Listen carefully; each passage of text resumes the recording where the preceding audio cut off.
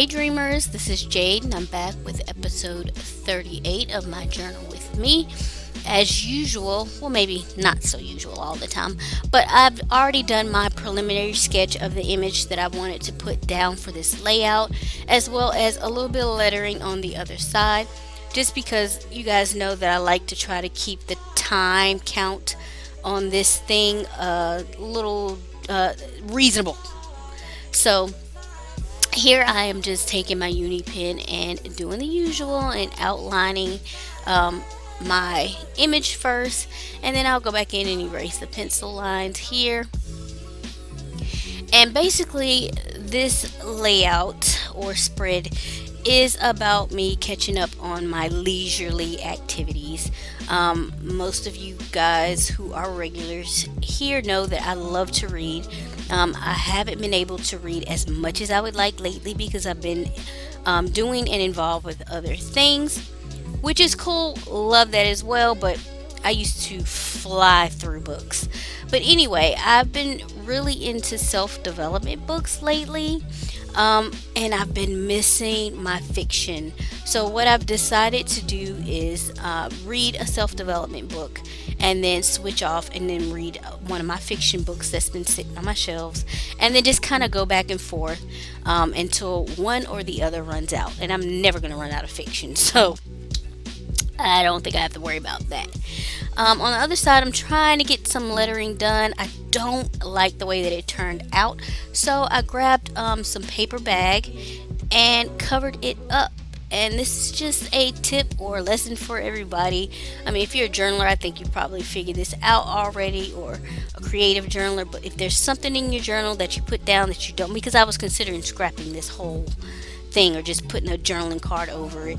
But if you mess up on a spot or whatever, you can probably cover it up and do it over and then make it look the way that you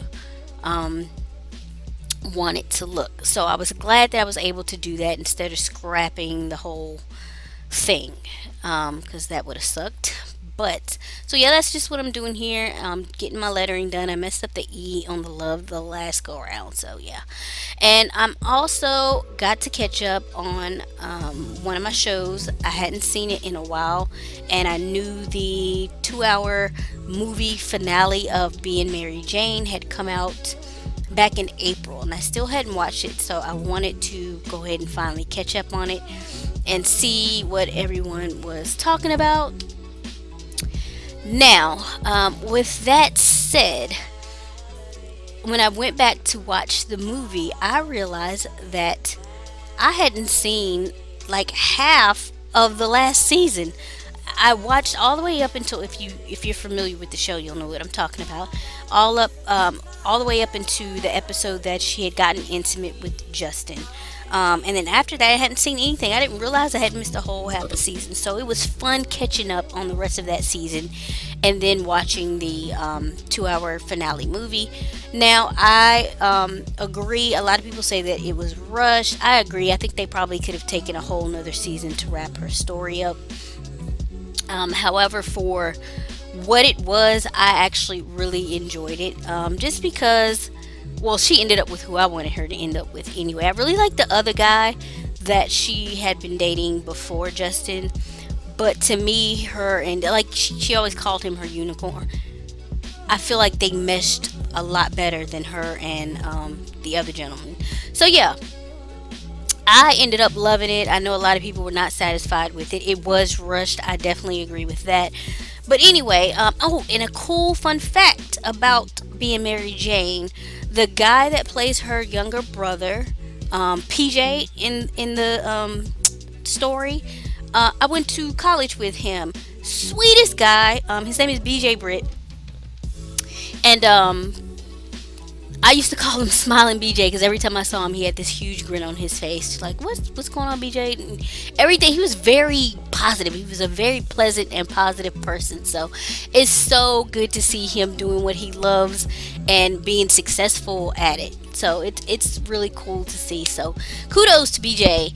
Here you guys see I've laid my watercolor down, and on the little book that I drew, I printed out a tiny version of the book that I had been reading, my fiction book, and pasted it on there. And then my next read after that was You Are a Badass, which I was actually able to finish quite um, quicker than I expected. Let's just say that. I gave it away to a lady in one of my Facebook groups that said that she wanted to read it as well. I finished it like a day after she made that comment and offered to send it to her. So, because I probably am not going to read it again. And while I liked the book and I thought it was very, very good, I do feel like I've been, like you guys know, I've been into reading the self development books for a couple years or so now, and I feel like it's kind of a watered down version of things that I've already read. So I know that if these are lessons that I need to revisit, I can go back to a different book and get more details of the same thing. So I passed that along. Not that there's anything wrong with that book. It's a great book. It really was, and that's probably why I flew through it. But like I said, if I need to revisit something, I have books that are very similar that are more detailed in the content that was included in this book. So yeah, I'm just putting down the color on the other side here, and I'm going to finish up the quote that the Let Go and Let Love ends with. And that's pretty much it for this spread, guys. If you have any comments or questions about anything, you can definitely leave those below. And I will, as usual, if there's, any products that I use in this spread that I can link, I will link it below. Because you all may be like me where I see people journaling. I'm like, oh, where do they get that from? Or whatever. So I will try to link what I can. If you have any comments or questions, leave them below. And I hope that you have a wonderful weekend. I think this will go up on Friday. So yeah, talk to you later.